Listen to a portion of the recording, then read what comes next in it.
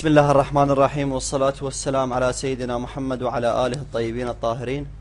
أرحب بكم في الدرس الأول من دورة احتراف فن الاستوديوهات.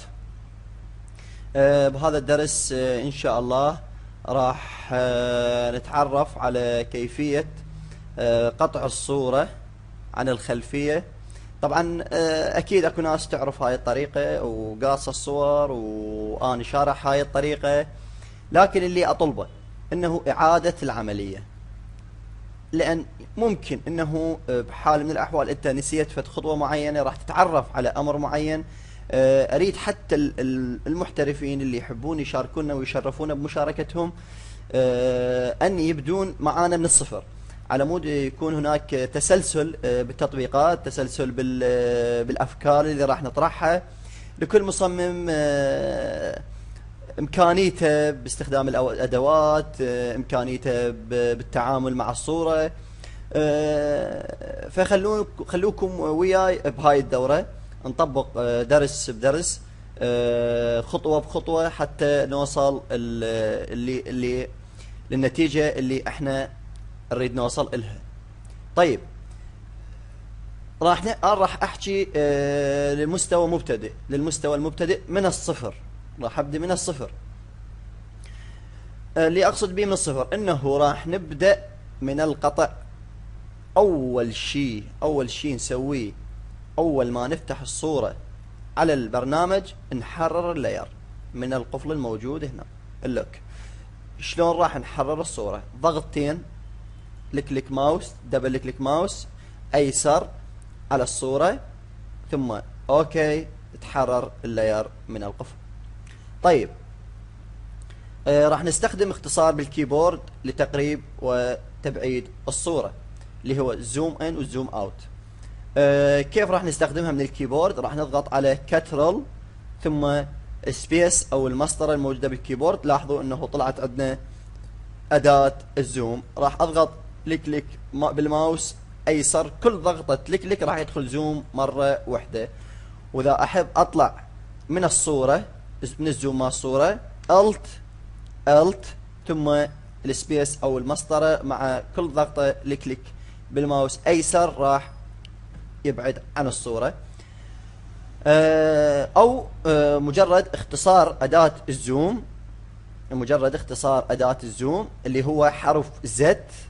يعني لو ماخذ احنا غير اداة، راح نضغط حرف زد بالكيبورد، راح تظهر لنا الاداة، مجرد انه نقرب ونبعد على المكان اللي احنا نريد نوصل له.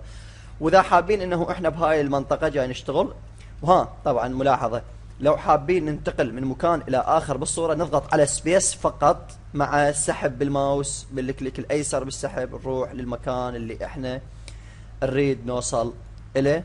واذا حابين نطلع زوم مرة واحدة بدون الالت والسبيس، نضغط كنترول ثم حرف صفر، ثم كنترول ثم حرف صفر، راح يطلع من الصورة مرة واحدة ويعطيك شكلها الطبيعي.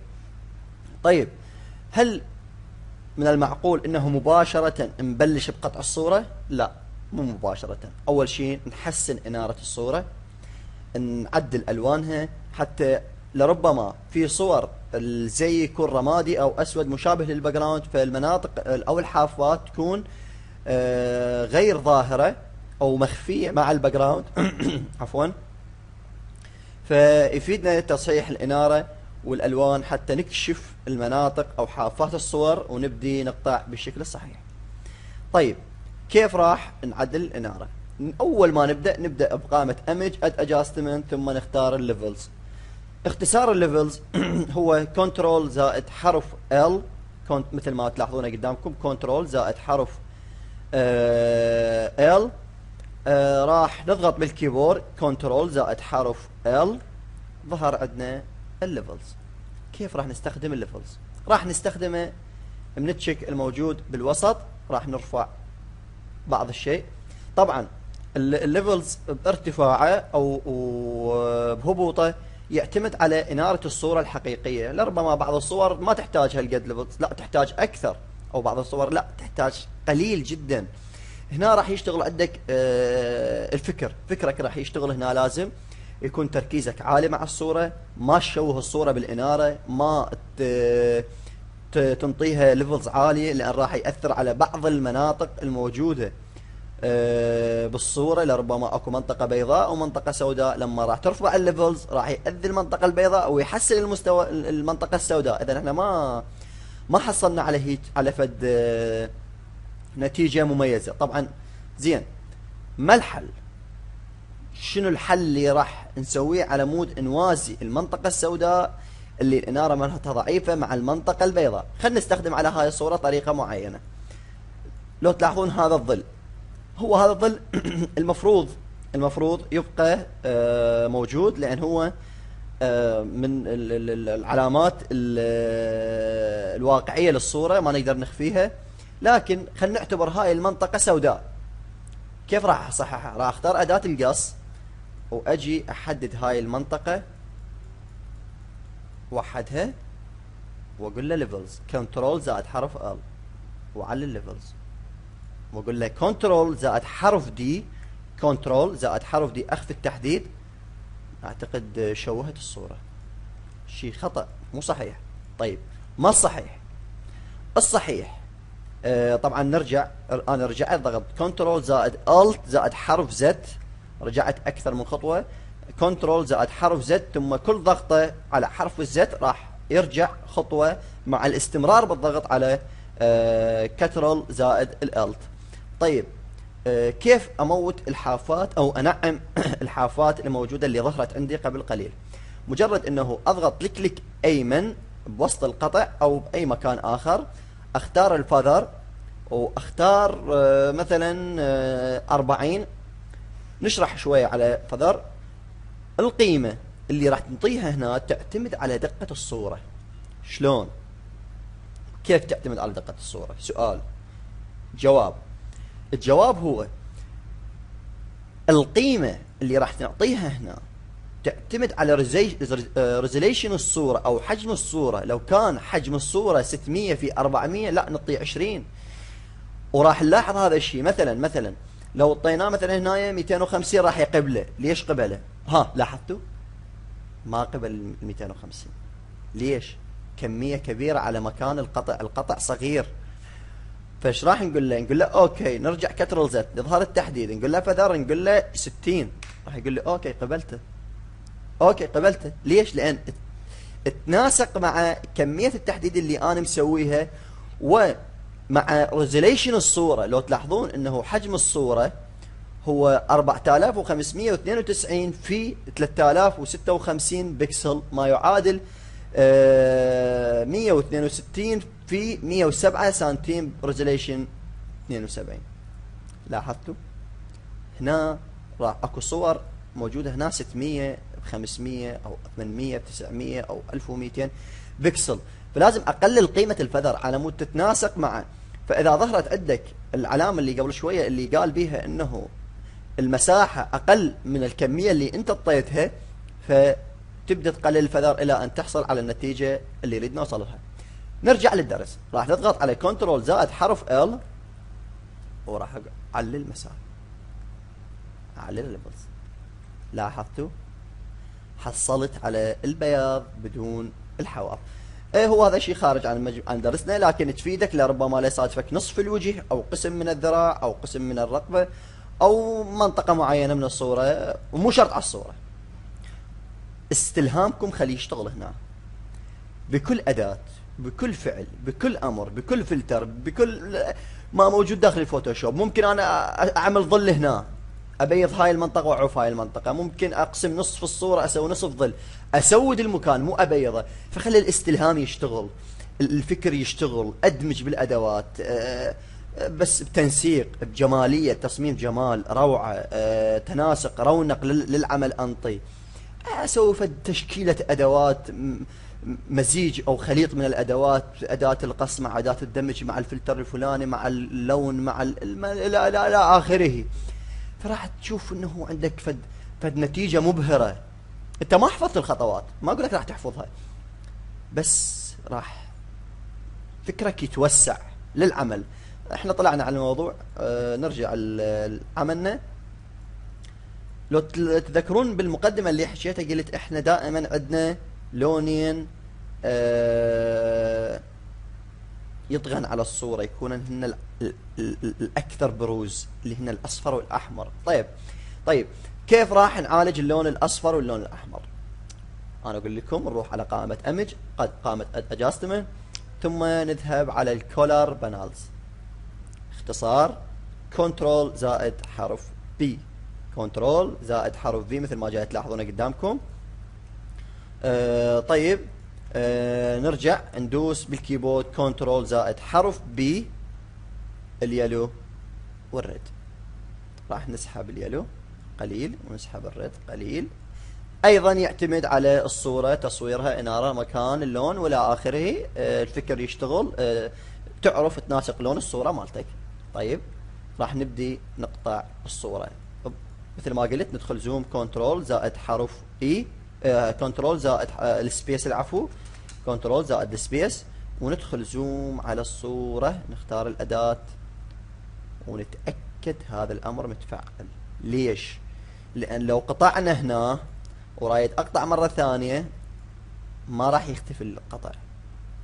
طيب لو نفعل الأمر الأول وأبدأ أقطع وأريد أقطع مرة ثانية اختفى الأول، لا، أفعل هذا الأمر على مود أحافظ على القطع.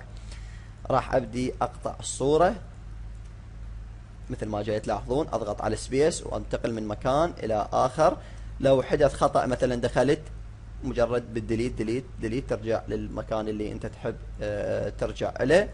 راح نبدي نقطع الصورة، تحافظ على واقعية الصورة، لا تدخل بالقطع زايد ولا تخرج بالقطع زايد، يكون القطع بدقة عالية بتركيز عالي. لا تخلي فكرك يشرد لغير مكان.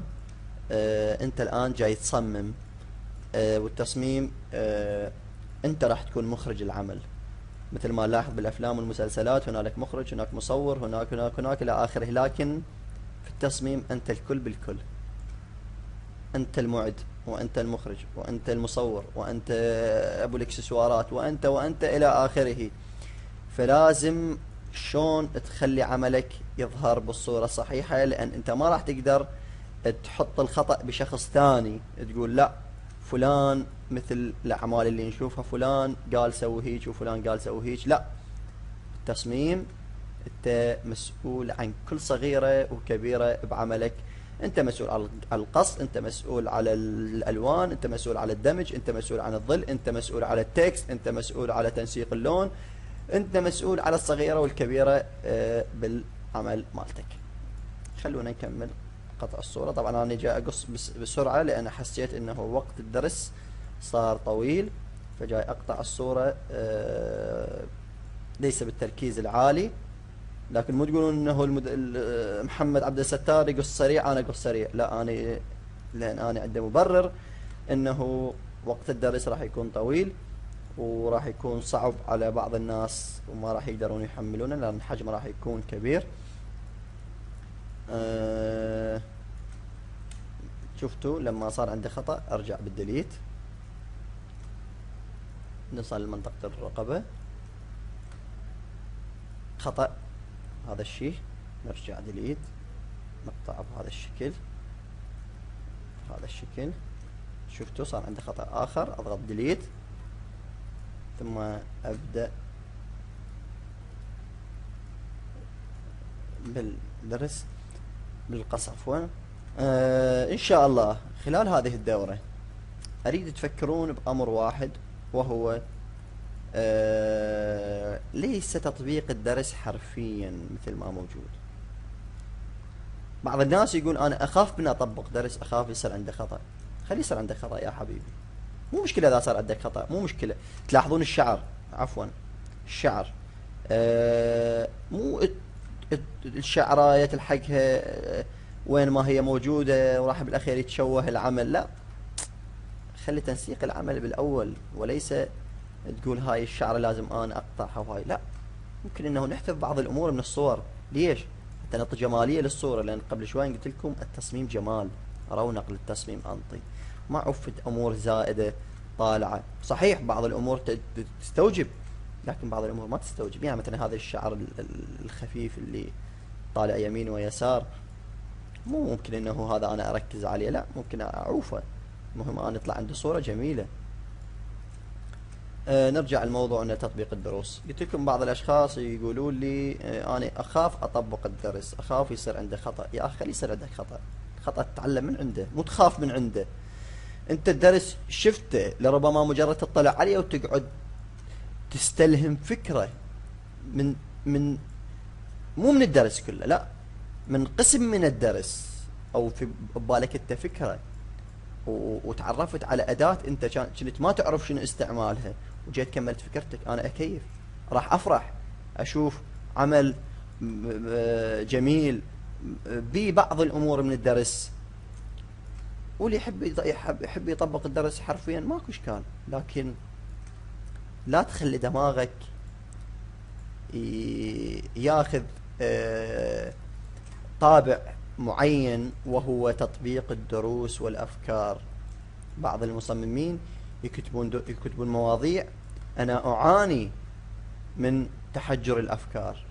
لا حبيبي، انت لان من كثرة تطبيقك للدروس ومن تشوف درس تطبقه نفس ما هو، فصار عندك عجز فكري وليس تحجر الافكار. الافكار ما تتحجر، انت صار عندك عجز فكري.